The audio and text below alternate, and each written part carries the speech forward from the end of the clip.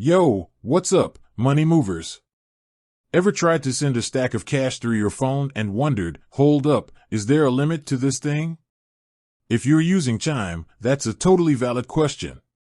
Today, we're diving deep into the world of Chime transfer limits. Let's break it down. So, you've got your hard-earned cash in your Chime account, and you're ready to send it flying. But before you hit that send button, you're probably wondering, how much can I actually transfer? It's a legit question, especially if you're planning a big move, sending money to family, or just trying to manage your finances like a boss. Let's talk about the basics. Chime, like most financial institutions, has limits in place to protect both you and the system. Think of it as a safety net.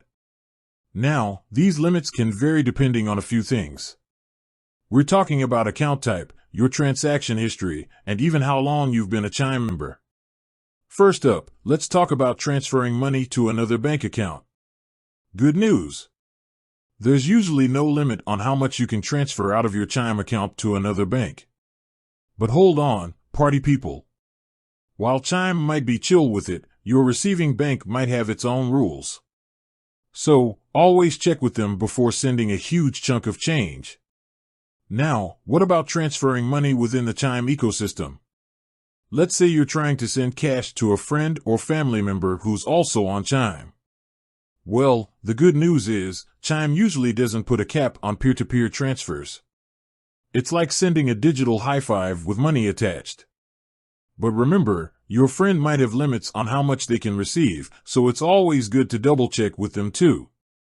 Another thing to consider is the type of transfer you're making. There's a difference between sending money instantly and scheduling a transfer for later. Instant transfers are super convenient, but they might have higher limits compared to scheduled transfers. Alright, let's talk about those pesky limits. How do you actually find out what your limits are?